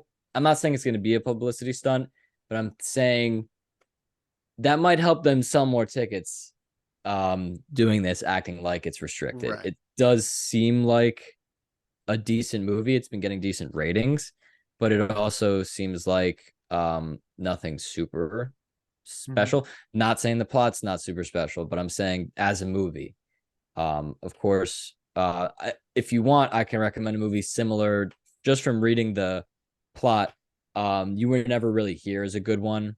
It talks about it actually seems very similar. It's an ex-government agent, played by Joaquin Phoenix, rescuing children from child sex slavery. And it's a quick movie. It's quicker than this one. And it's just it's very raw. So I would give it I think it's rated R. I would give it like a warning. I forget what it's called. Maybe a trigger warning, something like that. Like Yeah. it's very Right. raw, but it's a very good movie, and it does open up, a conversation about these things. I'm not sure what The Sound of Freedom is about completely. I'm just reading the plot on on an app. So, but the movie You Are Not Really Here is also a really good watch, and I heard it's not. I heard I watched it. It's really well made, and obviously Joaquin Phoenix is a damn genius, and he takes impactful roles and he believes in the things that he acts in. So, that's a good movie too. I can back that one. I'm not sure about this one just for now. I think it's hot right now, and maybe when I learn more about it, I could back it, or I could say like, "Oh, this is bullshit." I don't know. Yeah. Right. Seems interesting though. The conversation around it is pretty new. I've never seen something gather this much. Like, oh, it's not being played. Like, Yeah. I not mean, really much in the it's past. like all over my TikTok feed about Oh yeah. about this and everything that's happening with this movie. But are we good to move forward into the next segment? Yeah. Yeah. So to jump into Transition god. another new segment in the show, it's a weekly film question. So just kind of get some new questions out there, ask us a little bit more entertaining questions about not just this movie, but other movies around. But to start, I have a question for Alex, and then we'll get around to everybody else. But for you, Alex, what movie in particular got you to love movies? And like, what was it about that movie that made you like really love it? Wow, that's a tough question. Not really. I started watching movies as a pretty yeah. It's a tough question. Wait till you answer that one. I started watching movies pretty young. I think Correct. probably I was 10 years old when Avengers came out in 2012 in the movie theater. I think that was what first got me in to like watching movies. And then over time, I started watching a bunch of other type of movies and became more well-rounded. But I think just the idea of like watching stories that aren't near your world and watching them be on the movie theater and you can like join and be involved, I think that was really cool. At least that's the first time where I actively thought of watching movies. Like, of course, I watched Toy Story and Monsters Inc. and Finding Nemo as a kid, but I never really thought of like actually liking the movies until I got like older. Like when I was like 9 or 10, and like Marvel was getting big. Then over time, you started liking actors. So I think it was around when like Avengers came out when I really started getting into movies and stuff. Gotcha. And I guess Vinny, if you want to answer that as well. So whenever I think the reason why I love movies so much is because whenever we would always take road trips in the car, not even road trips, I guess. When I was younger, we would always either have the movie the screen that would flip down in the back seat, or my dad actually ended up buying us our own little personal uh like DVD players with a screen and everything.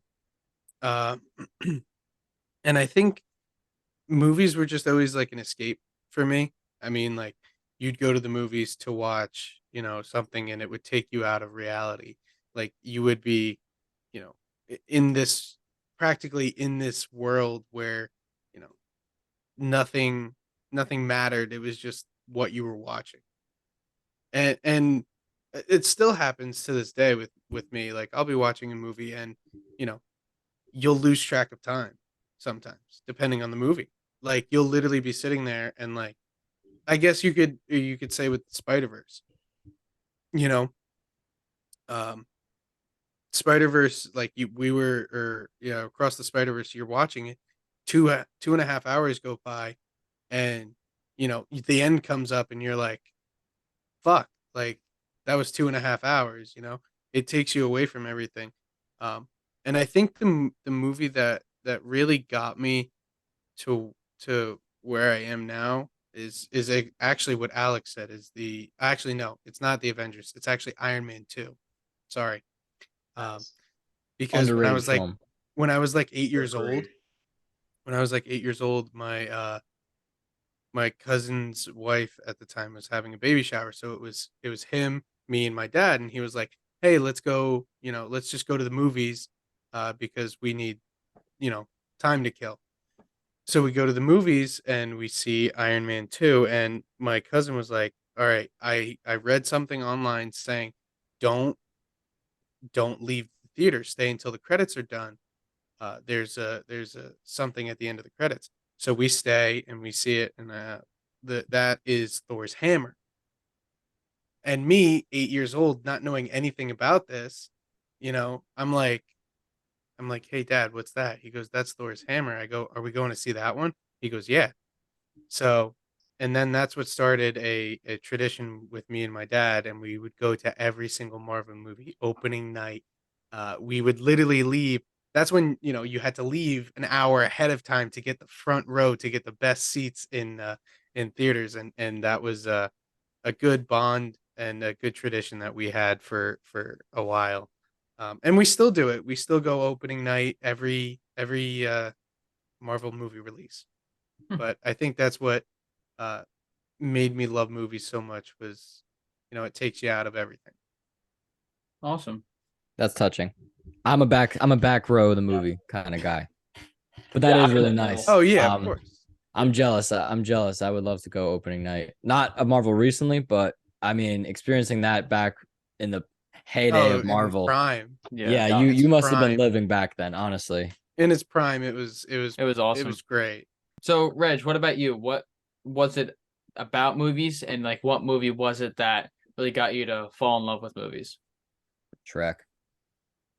Dude, I was gonna say Shrek. I swear to God. I swear to God, I was gonna say Shrek. I mean, I used to watch movies as a little kid to pass the time because that's the only way to get me to sit down. And obviously, actually, I'm going to show this. I have it on display right here. I used to love Yoda.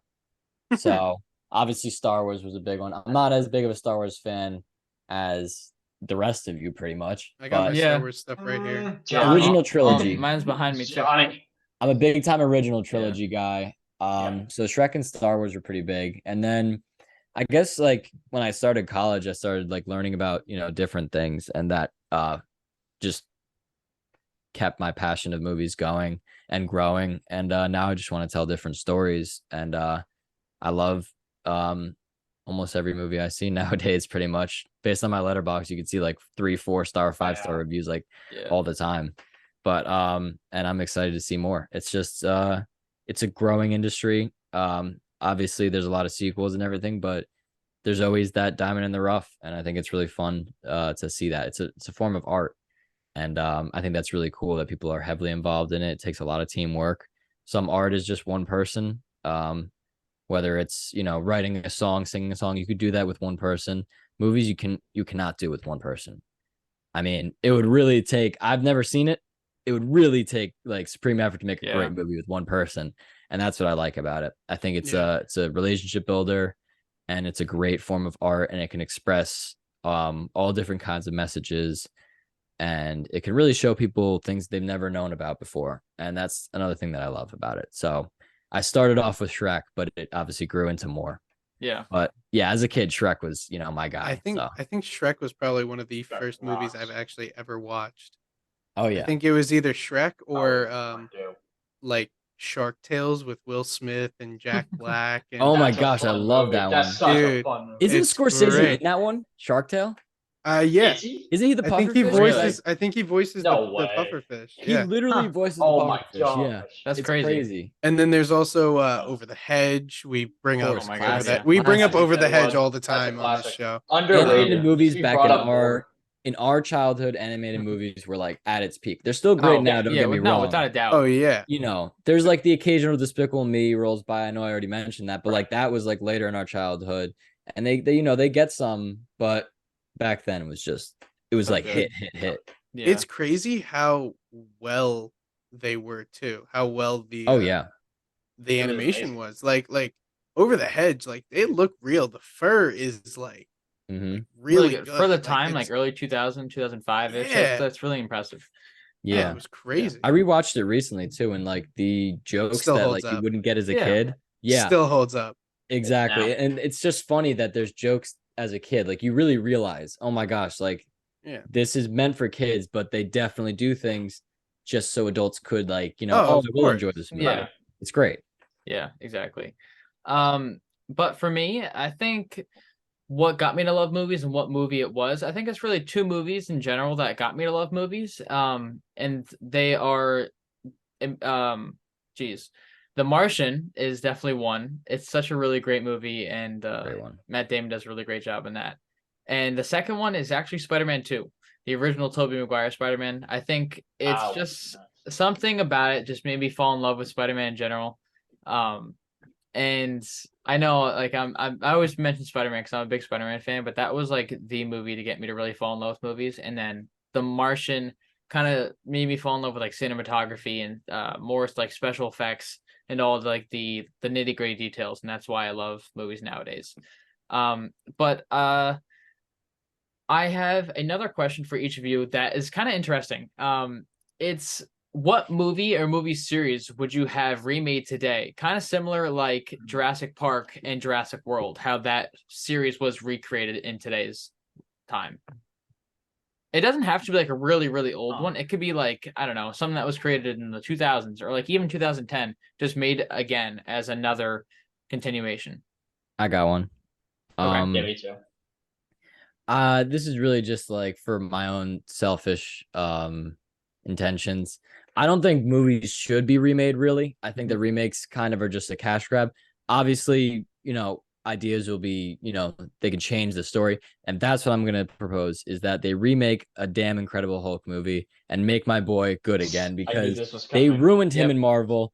And, I can't think of any other classic movies to be remade because it's a classic movie for a reason. Leave it that way. Like, I think Jurassic World was great, but I think when they kept going, that ruined it. I think that that's a good like reboot. That's a good thing to do. But like any other kind of movie where they're like imagine remaking Taxi Driver or like remaking Goodfellas. it wouldn't be the Taxi same. Driver. It wouldn't exactly. No. Like the it styles would be wouldn't give different. the same. Yeah. It just doesn't make Go sense. for it. So I'm just gonna have to go with my own self-interest and say just remake the Hulk. It's my favorite Marvel superhero. That's Do solid. not ruin him like they did, making him half human. I think Mark Ruffalo would be a great Bruce Banner. And I think, I think he did good in She-Hulk. I think She-Hulk, he was a decent character, but he's just not the Hulk that I grew up on. Right. So if they can remake an Incredible Hulk origin story with him in it, I think they do a really That'd good be job good. with it. Hopefully, I don't know though. Maybe I'm speaking too soon. That would be nice if they did one. Alex, what about you? What do you think? Sounds tough because, like what Reggie said, remaking movies almost should never happen. Like there would have to be like an actual like valid reason. Like for like when the first Creed movie came out, that made like logical sense when that happened. But I think one that would be kind of intriguing to kind of play with different stuff would be if they redid Back to the Future, but they went to different time eras. Motherfucker. Found like a new. That's a good one. Dude, that was just the first one off mine. of my head. It seems Interesting. so like easy to go to those different eras, and you can make so much money off that. And do. Would Like, you make it a different types of sequel, stuff. or would you reboot the series completely? I would reboot the series. Yeah, you have to Really? reboot the series. You'd have I feel like to. Disney Plus would do that. Disney Yeah. Plus has been rebooting a lot of things lately into series.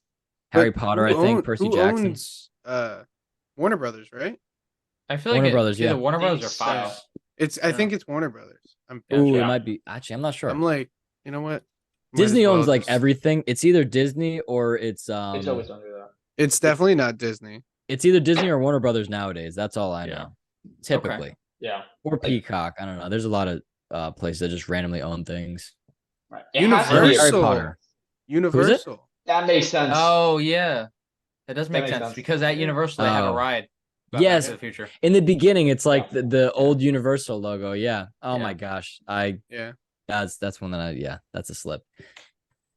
Hmm. All right, Vin, you got to come up with a new one. Fight Club. Well, first I would Club. personally I would do Back to the Future, but I would try to do it somewhat recent with different characters, like somehow maybe like a kid finds the DeLorean like stranded in time somewhere, like the DeLorean is just like sitting there over time, and he finds it, but then of course you have the cameos by Christopher Lloyd, of course, before That would be awesome. Yeah, Michael J. Fox. Can I you would- do it? That's could be the thing. I don't recreated. know if Yeah. he would be able to do it. Yeah. Due to his I think condition. they can tie that in because he acted in whatchamacallit, the one with it was the HBO series that's like gosh, Alex, help me out. The guy Larry David. No, not Larry David. Oh yeah, Curb. That he is hilarious in Curb. Curb Your Enthusiasm. Michael J. Fox He is so funny. Comes on that and he uses that to play a character. So I think if they did that, maybe if they play with the fact that maybe time travel, weaken his body. Yeah. I mean, hopefully that's not insensitive. I mean, obviously I wouldn't say like, do it because I mean, maybe that offends people who have Parkinson's disease. So I wouldn't. But you got to work with what you have. But if Michael J. Fox were to want to do that, like, honestly, it would be pretty cool. I don't know if he would want to. It would be interesting. I don't know if they would ever reboot that series, but it would be cool if they could while they're, Christopher Lloyd and Michael J. Fox are still alive, if they're going to. If not, I don't know. One thing I think. Okay, so I think I have the movie that I would want to do. And it is a Disney movie, and I don't know if it would technically be a remake for me, but I would like them to continue the franchise, and that is The Sorcerer's Apprentice. I love that movie with Nicolas Cage. Did like Jay Baruchel? It is a good one. Yeah, it was such a good movie, and they had plans to continue it too. They had an end credit scene. Yeah, that's nothing happened. Apparently, like people just didn't like the movie. I fucking loved it. I watched it, not recently, but like as I was older, and to me, it still holds up. I think everything that they do, the practical effects, the CG effects, I think it holds up. And that came out like 2009. I'm gonna say. Yeah, no, it was pretty old. So I would like to see that franchise continue. Okay. Yeah, that's a good one. That's back when Disney was like coming out with like just original was ideas. Peak? Yeah, I mean honestly, they did a lot of cool things. National like they definitely but they definitely have hits now. I won't say like I think The Little Mermaid has been a big hit of theirs recently. I think the reboot actually was successful. I'm not gonna address Vin's face right now, but I do believe that The Little Mermaid was I think a lot of people, I think it's garnered a lot of attention, obviously, but I think it was actually a good idea for them to do something like that because it's I thought it flopped. I swear to God, I heard so many things saying it flopped. Really? No, I mean I heard a lot of people hate on it because of race and everything, which I don't think that's who cares? It's a movie. It's a good movie. And I think Halle Bailey crushes it. It looks like she did a really good job with it. The CGI looks a bit off. And I heard Awkwafina's song is not the best, but I've heard only good things other than that stuff. Yeah. Fucking hate that bitch. But I think I think very occasionally I hate Awkwafina. She her voice is so annoying. So that's why you don't like Black Panther, isn't she in Black Panther?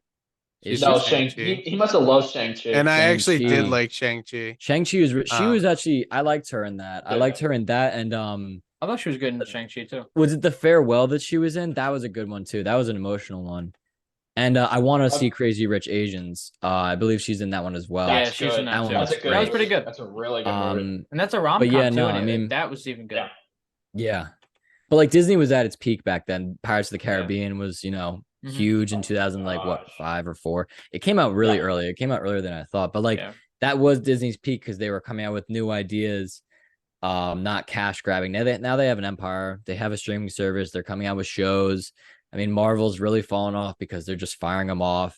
I mean, I bet a lot of these reboot shows will probably not be that great. But sometimes they'll have a hit. I think the Little Mermaid reboot was a hit. I think that was a good idea for them to do. But I think that some things might be bad ideas. But they, I think the writer's strike definitely doesn't help because they probably won't get many original ideas with, obviously writers not working. But that's kind of their problem. They have to get the union together and be able to figure this out. I think writers are really important for this industry. So hopefully they figure that out. But I think Disney was definitely at its peak. I agree, Ben. Yeah. For me, I think I have two movies that I would like to have remade. One being The Breakfast Club. I feel like Really? a Like a take, modern day Yeah. Breakfast maybe a Club? modern day Breakfast Club, or maybe not totally modern day, but like early 2000s rather than, back in the, I think it was 85. 85-ish. The 80s. So maybe Yeah. like early or mid 2000s. That would be kind of cool to see that. And then my second one is I Am Legend. I think They they're are a like doing sequel. that, right? They're Yeah. doing Okay, would that. you want a sequel or would you want? I I know think they're I making know one. they're working on a Oh, sequel. really? I would like to see a different person's point of view on that time period, because in the beginning you see millions of fucking people in New York. Show someone else's point of view of that exact same line of events. I think that would be pretty cool. That's But true. could just be That me. would I be don't know. smart. I think it would be But really I thought cool. the whole point of I Am Legend was that he's the only one. Yeah, but maybe it's in a different city, Maybe you see New York in the beginning and it travels to somewhere else and there's only somebody else left in another state or another major city. Maybe it's Seattle, maybe it's I don't know, maybe it's Quebec or something. Who knows? Right. But just another city where someone else is alone. But yeah, I think that those would be really interesting. But to jump somewhat back to Wolf of Wall Street, I have one final question, and that remains around an actor who is in Wolf of Wall Street. And I know we kind of talked about it earlier, but in what Matthew McConaughey movie does he say, all right, all right, all right? I know it's such a popular line, but not many people know what it's actually in. And I know one of you are looking it up right now because you just No, copied it. I already said it before we even What do you started. mean? Okay. Yeah, exactly. Yeah. I What do you mean? Does I think I so. don't know I what think, you're talking about. I think Vin should take this one. Because I know me and Alex talked about it, but I don't Yeah. know if No, Vin I knows. actually don't know, and I heard you guys talking about it, but I heard you guys saying it was Dazed and Confused. I've never seen it, Boom. but There I we heard go. you guys Got it talking right. about it earlier, so I'm gonna fully admit to actually not knowing what it was. Mm-hmm. Okay. But yeah, Oh, that's a judgmental look on Johnny's face. I'm Wow. upset. Johnny's so mad right now. He's I'm so upset. mad. I thought, I clearly I had you stumped because you didn't know, but yeah. okay. But now let's jump into this movie. I've done a lot of talking, so I'll let Vinny or one of you guys take over. We're gonna jump into the director and his experience. Obviously, it's Martin Scorsese. We've been saying it for a while. He directed Taxi, Driver, Goodfellas, The Irishman, The Departed, Shutter Island, Casino, and so much more. He's a jack of all trades. As you could tell by our earlier conversation with Shark Tales, he can do some voice acting and everything. But yeah, I mean, and honestly, he works with a lot of the same actors. Look at, Taxi Driver, Goodfellas, The Irishman. Yeah. All De Niro and a bunch of the same people. I think probably Pesci too. Yeah. Pesci is and rolling then a lot. They hit a and run. then the Departed, Shutter Island, Wolf of Wall Street, DiCaprio. He likes working with the same actors, and I think it's good, and his movies work out. So Yeah. But now we're also going to move down the list and jump into some visual effects. There's not many, but there's a few that I think really make this movie work. One of them is the opening scene with the helicopter, where it's all like, like Like motion blur. obviously, like he's on drugs. Yeah. Because he is.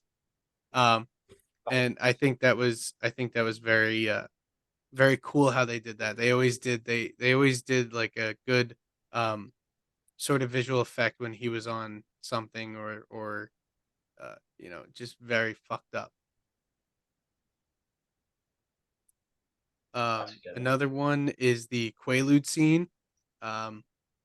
Obviously he takes what was it, the lemons or whatever the fuck they were called. Yeah. Yeah, it was Yeah. lemons. Yeah, he takes those and then he's like real fucked up afterwards, and like Yeah. so it's all kind of the same that's thing. the cerebral palsy phase. Yeah. Oh, is that what they called it? Yeah. Yeah. Oh, damn. Yeah, no, that was a good scene. And then there's one here that actually isn't mine. Whoever wrote this. Yeah, I wrote this one. It's it's like right before the helicopter, and it's the scene kind of in the beginning where he's talking about how many drugs he takes and all the stuff he's addicted to, and he's driving his car, and it's originally a red Ferrari, and then he realizes while he's narrating, he's like, "Oh wait, I'm sorry, it's white." And then literally in the middle of the scene, without like changing the camera or anything, it just becomes white in like 1 second. And that kind I of thought blew that me was away. really I've cool. never seen anything like Yeah. that before in a movie. Yeah, I like that a lot too. I think it was very, very good. Yeah. And they did it very well. Like it was well put together. Mhm. But now, go ahead. Oh, okay. So now we have some cinematography. I know we haven't talked about cinematography in a lot of the most recent episodes, but we have a couple things here that are just good to know. For me, one of them I have is the commercial to open the movie. It kind of lets us know that this movie isn't meant to be taken super seriously, but it more explains that this is more of a satire. This movie, and it's meant to show the how people thought the high life was, or the rich life was, and it's more of a movie about greed, ego, and status. More of how the world looks at the rich class, and yeah, he did these things, but like they just tune it up to 11 and make it even more outlandish than it really is. But like I said, he did a lot of these things, so it just shows it at another level. Yeah, movie magic. Yeah. Yeah. I enjoyed the like opening montage as well. I thought it was, and it also kind of shows that obviously it's not taking place today's time. It's taking place, back in the 80s, late 80s, Mhm. when everything's going on with the stock market and everything like that. Um, but I also, in this movie, I really love the freeze frames too. Like, I know a lot of people don't like them, It but was a like cool touch. I do like freeze frames. I thought it was very, very good, and like it kind of just worked for this movie, especially because like there were parts where he would stop, narrate, and then the movie would continue, and I really enjoyed that as well. I feel like that's the only reason it worked, though, because it was Right. narrated. Right. Um, but yeah, I enjoyed the freeze frames, and I'll get into a little more of my bullet points through there if anybody else wants to take. Yeah, I had another one here. The non-linear style of this movie is a really nice touch. We've had a lot of non-linear movies. One we always mention is oh my God, I just had it on my mind. What was the movie that was a game? I can't think of it.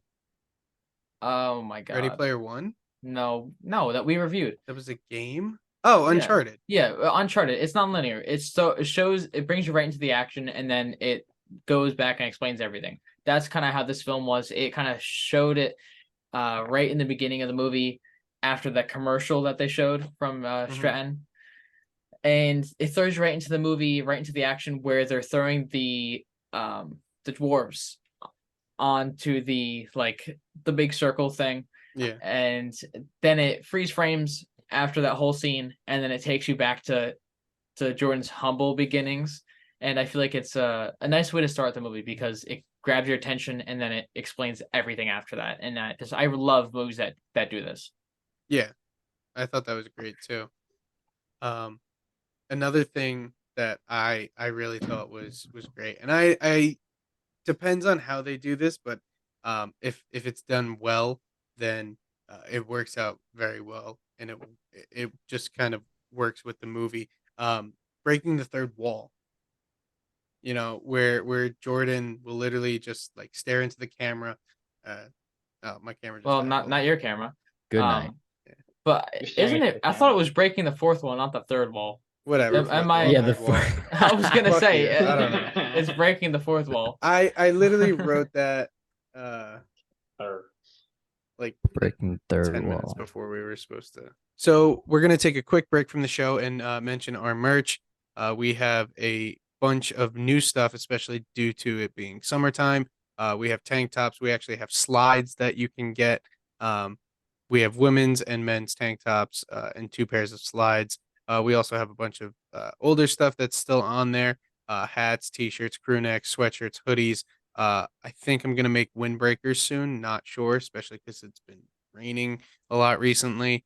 Windbreakers would be great to have. Um, I think that's desk mats, phone cases, obviously, um, and a bunch of other stuff that you guys can go check out at oneshotmoviepodcast.net. and use promo code WOLF for 15% off your order. But now let's jump back into the episode. Yeah, so let's talk about one Easter egg that we have here. This is the big Easter egg that everyone's been waiting for. We mentioned it a little bit earlier in the show, but obviously at the end of the movie, the real Jordan Belfort introduces Leonardo DiCaprio as Jordan Belfort at the end of the film when he's asking his audience to sell the pen. And that's the whole spiel. The real Jordan Belfort is in it. It's exciting. But if you guys didn't know who the real Jordan Belfort is, you would miss it because it's only like a 10-second thing. Yeah. Yep. Now if we want to jump forward, what? Chip in here. Come on. I thought it was interesting that they added him in there. I thought it was pretty cool, but it also is interesting because that's actually how he makes his money nowadays is just off that line. I think the Wolf of Wall Street. Really? Yeah, he scams. The Wolf of Wall Street, a bunch of people now. It's a pretty interesting. I love the movie. Like, I think it's a great movie, and you guys already know how I feel about the message and everything. I'm not going to repeat myself, but I do think one of the bad things it's done is it's revived his career a bit because now he's scamming these like 8-year-old kids, and that kind of influences the internet culture of like Andrew Tate. So like, I mean that, but it is pretty interesting how the butterfly effect of he was in this movie and they realized that's what he did, is that now he gets the opportunity to sell me this pen again, and many people would not know what that line is even from unless you're a big economy guy, big Wall Street guy. But if obviously this goes through cinema, so that changes the entire graphic of who actually knows what that is now. Now it could be movie people. All right, let's jump right into it. I thought that this was pretty funny. I thought that my rating would be low for The Wolf of Wall Street. IMDb gave it an 8.2 out of 10. Rotten Tomatoes gave it an 80%. Metacritic gave it a 75, which is very high for Metacritic, let's just be honest. And Letterboxd gave it a 4.1 out of 5, I believe. Or no, 4 out of 5. Yeah. But the weird thing is, actually, as much as I, have been shitting on it this whole episode, I gave it a 4.5 just strictly from the movie itself. And I think I actually gave it like a 96 out of 100, so a 96% in Rotten Tomatoes scale. So, but like I said, I think when I'm rating a movie, I don't really rate it based on like my beliefs. Like if it's based on your beliefs, you're kind of a biased movie critic. But if you rate it based on how it was made, the acting, everything, is it consumable? I mean, it's a 3-hour movie and it's super consumable. I think that's a pretty big thing for movies. If a movie's long and it's like kind of drags on, that sucks. That should tank its grade.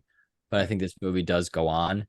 But it's also important to realize we get to experience this movie, but some people may hate this movie because of what he did to maybe their family, or maybe something happened with that.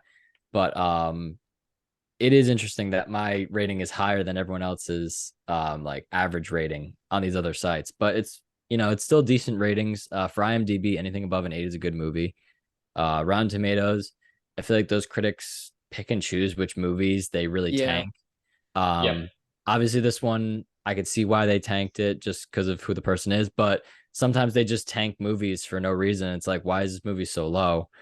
And then they'll do a really bad movie be really high. I don't know, but Rotten Tomatoes is not the best site to really get that, unless you go to the audience score. Sometimes that's good, but Letterboxd being a 4 out of 5 was interesting because I feel like a lot more movie bros are on Letterboxd, and 4 out of 5 is not that high, just considering that what I'm saying. But I gave it a 4.5 out of 5. It was a decent movie, great acting, great direction, cinematography, obviously Scorsese, pretty good score, obviously too. I don't know, but I'm also a high rater on most movies. Vin knows I gave Tenet 4.5. I think I gave it a 5, maybe out of 5. You might have been that high. You gave it a 5. I do rate movies pretty highly. I usually like to give look at the most positive as possible. But it's pretty interesting that their reviews are a little low for what I thought about it. Definitely. But now we can jump into the opening weekend overall earnings, this movie had a smaller budget than I thought it would have, to be honest. It was $100 million. Opening weekend, it didn't make a lot of money at all, only bringing in $18 million. And then overall, Really? it has made a ton of money to date, almost $400 million. When I saw that, I thought that was wild. Yeah, that is 18 really million on the $400 first million weekend? dollars. yeah, that's Wow. wild. And now we can jump into our favorites. So, Alex, since you're a guest, what was your favorite quote and your favorite scene? Cool. I'll start off with my favorite scene. This is usually not one that like most. I rewatched this movie a bunch, so it kind of changed throughout time. So I think the latest time I watched it, my favorite scene was watching Jordan Belfort on the yacht and the FBI agents coming up on the yacht, and that interaction of the two of them playing chess with each other, of like Patrick Denham and Jordan Belfort going against each other. I thought that was just a really fun scene just to sit down and like watch DiCaprio do his thing and like see him at like full power compared to like a scene much earlier in the movie where it's one-on-one where like he just started out. So I really love that scene. Then the quote is probably the most famous quote from the movie, but I had to pick it because it's such a good quote. That I've been a poor man and I've been a rich man and I choose rich every effing time. It just sums up the movie pretty perfectly to me in my head that like no matter what, like morally wrong or anything, he'll choose being rich over anything else every time. So I just really love that quote in that scene of the movie. It feels like sums up the movie to me of what I love about it. Yeah, no, that's really awesome. Nice. Reg, what about you? Favorite scene and favorite quote, if you have anything. I like the one, at least favorite scene. I like the one where they talk about the non-alcoholic beer. Yeah. And Jonah Hill's character just could not comprehend the fact that it's like not that it's a thing. He's like what are you drinking? Like, and he just like goes on about that. I think that's so funny. The best line from that, I think he says is so it still gets you fucked up. Yeah. And I think that scene is pretty important though, because it really does show like the weight of withdrawal on a person. Yeah. I think they don't really go into it too much because obviously Jordan Belfort's life is a lot more than that. But I think that's an important thing to talk about for anybody in general. But he's a financial tycoon, I guess you could say. And everyone goes through it, and it's an issue in the world. So it's pretty important to see like the weight that brings on a person. I wish they went on into it a little bit more. I know that would have made the movie longer, but I think it's an important scene. As funny as it is as well, it's still important to like really see. Like some people really don't like get like, oh, like I have an addiction, I have to get it through. And Jonah Hill's like, yeah, but you still can get fucked up, right? Like, no, like that's the whole point. I get too Yeah. fucked up. So it's good. It's cool scene. Do you have quote? any quote? Fuck no. Fair enough. All right, Vinny, what about you? So my favorite quote is John's favorite scene. Okay. I'm not fucking leaving. It's so good, and I think it obviously it fits the character.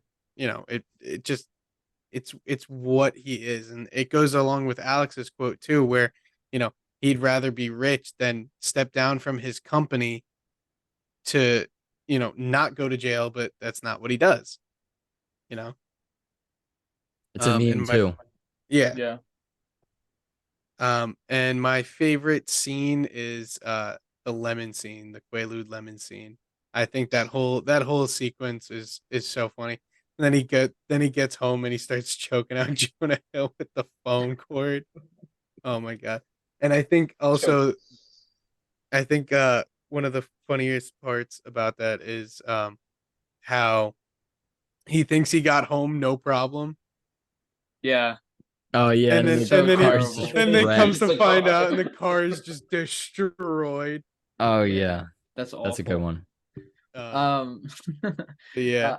For me, my favorite scene is the I'm not leaving scene. There's so much that goes into the scene because he says he wants to be on top, and he's kind of the kind of guy who says, "Oh, you're behind on your bills. Okay, get at it, go to work." And then he says that he's gonna leave. It's his time to go, and so he says, "Well, fuck that. I'm gonna stay. I'm gonna continue to be this bad motherfucker, and I'm not leaving." And the whole fucking team goes crazy, and his dad goes nuts, yelling at him, calling him that he's making a mistake, and the whole scene is just awesome. And for me, I have really one favorite quote, but I have one that I just love because it's so fucking funny. My favorite quote is from Jordan Belfort around the same time as the "I'm not leaving" scene, I believe. When he's trying to motivate his team to do the oh my god, the Steve Madden sale. Steve Madden, When Steve Madden goes public, he's trying to motivate his team to sell. He says, so you listen to me and you listen well. Are you behind on your credit card bills? Good. Pick up the phone and start dialing. Is your landlord ready to evict you? Good. Pick up the phone and start dialing. Does your girlfriend think you're a fucking worthless loser? Good. Pick up the phone and start dialing. I want you to deal with your problems by becoming rich. And that's his entire mentality of this entire movie, just becoming rich and showing everybody that he's that guy. And my second favorite quote from this movie, it just, again, explains Jordan Belfort to a T. He says, "My wife, Naomi, the Duchess of Bay Ridge, Brooklyn, a former model and Miller Lite girl. Yeah, she was the one with my cock in her mouth in the Ferrari. So put your dick back in your pants." I think it's one of the best lines, and it describes him so well. And it's literally almost right in the beginning of the movie. Yeah, too. it's right during that the whole monologue in the beginning when he's going through the house, like the whole like MTV Cribs kind of thing. Oh yeah. But yeah, a little fucked up, but they're both really, really great. So all right. Now it's time for our final rankings. Alex, why don't you go first? We have 4 scales now. Let's do this. Acting, plot, rewatchability, and overall. Okay, I'll do it in that order. Okay, I'll give acting, I'll give it a 9 because I think while all the central characters are great, there's some moments with Jonah Hill where you could tell he's overacting a little bit, and like there's some moments with that where you're like, what's going on? I see him shaking his head. I want to see this fight go down. I love that he's shaking his head, yet he's the one that was crapping on the movie the whole time, and yet he's shaking his head when I do the ratings, which is fascinating. Yeah, stay mad. Wah. Yeah.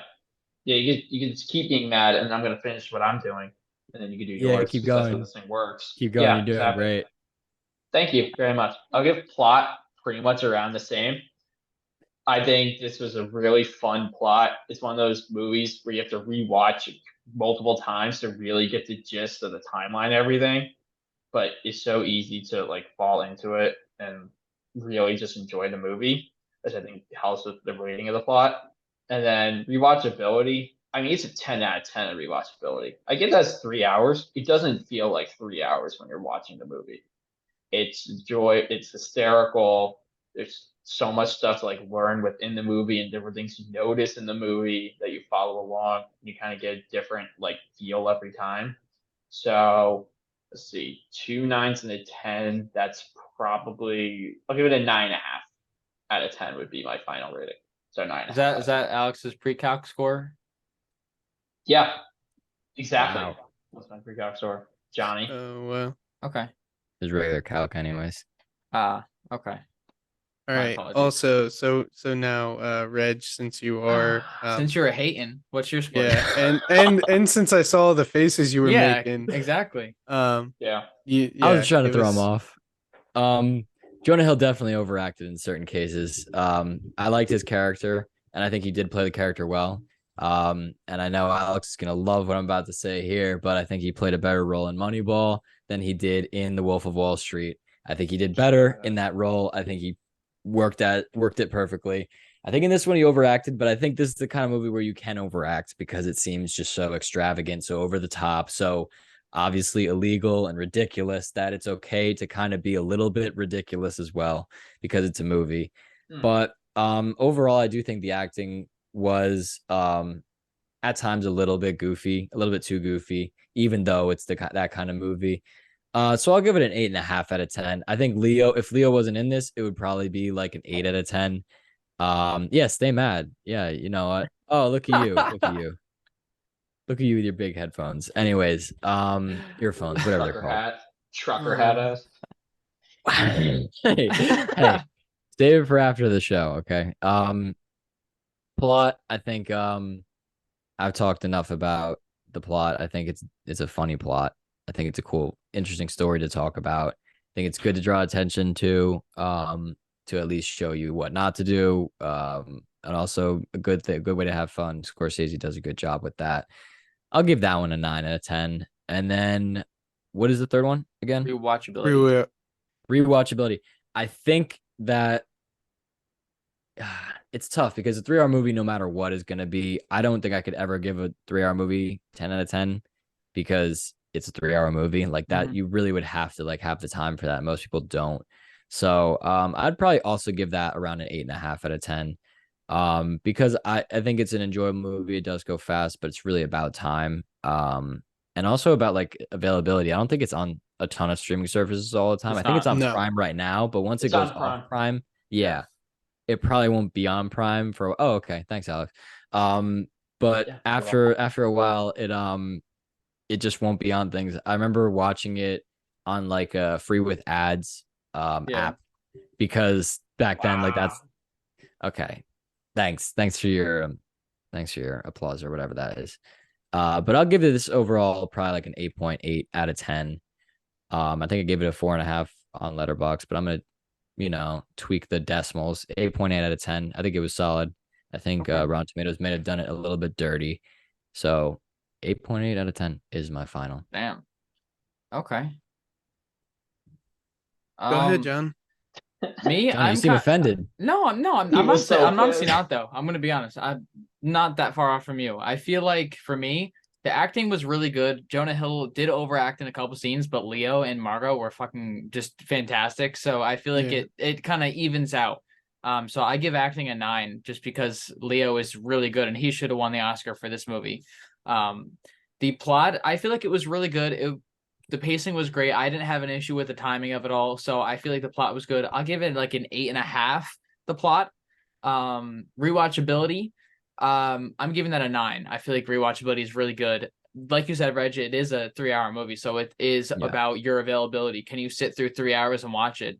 But it's still, it goes so fast and it's really smooth. There's no part of the movie that I feel like, oh, this chunk is taking so long to get through. I feel like that is still a 9. And overall, I'm going to give this a 9. I feel like it's one of the better movies made in the last 15 years, and it gets hated on a lot because yeah, it's a dude bro movie or a bro dude movie, whatever you want Film to bro call it. movie, yeah. Yeah, a film bro movie because everybody wants to be Jordan Belfort, even though what he did was fucked up.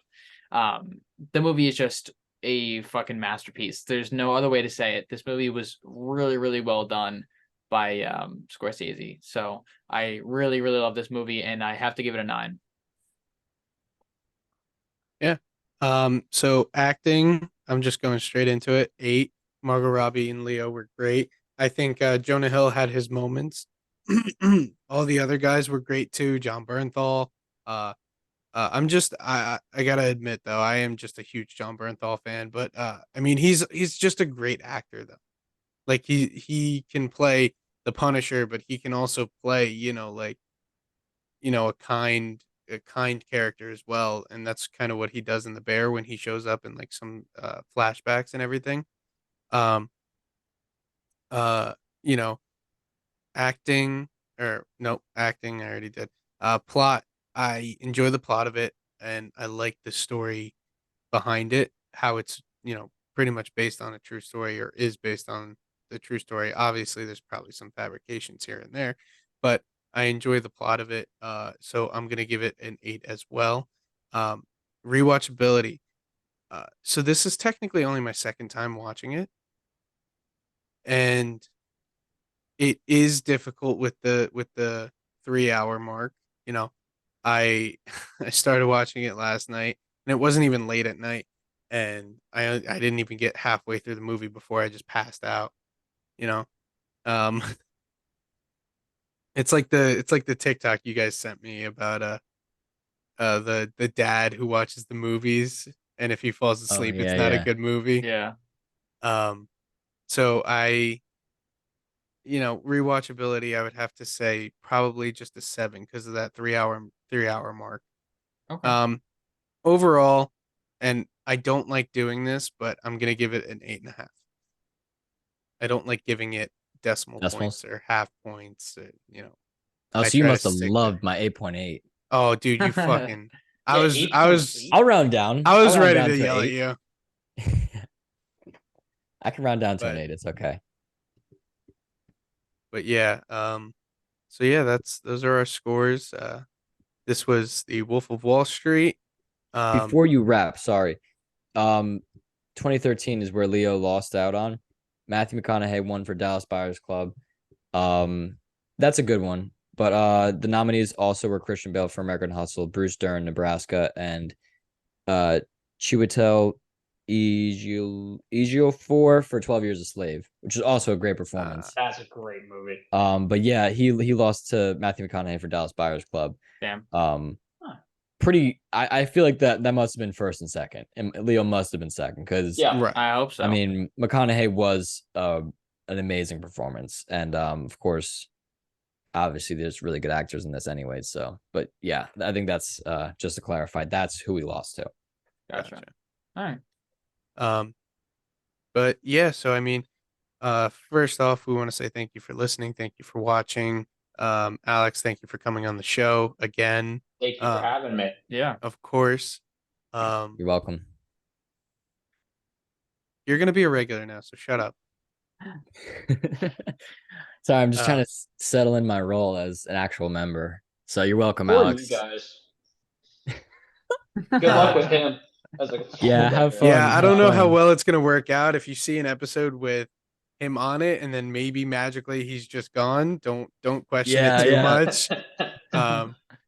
Just wait till I get access to the social media, guys. It's gonna be great. But speaking of social media, you guys can find us on Instagram at One Shot Movie Podcast Official. You can find us on Twitter at One Shot Movie Pod, Facebook and TikTok at One Shot Movie Podcast. If you guys want, follow us on Letterboxd, One Shot Movie Podcast, and go like our reviews. Is and Is it actually One Shot Movie? I hope so. If not, we'll have it fixed on screen. If you guys, It is. if it's wrong, it'll be on screen. But anyway, It's One thank Shot you Movie guys. Pod. Oh, okay. Yeah, just like Twitter. Yes. So I gotta add yeah, that thank right you now. guys so much for listening. Thank you for watching. If you guys are new here, please hit subscribe or follow and put on notifications so you're aware when we make a new post. And yeah, that's a wrap. Vincent and Jonny. This show contains movie spoilers, R-rated content, and Hollywood's hottest takes on movies old and new. Listen at your own risk.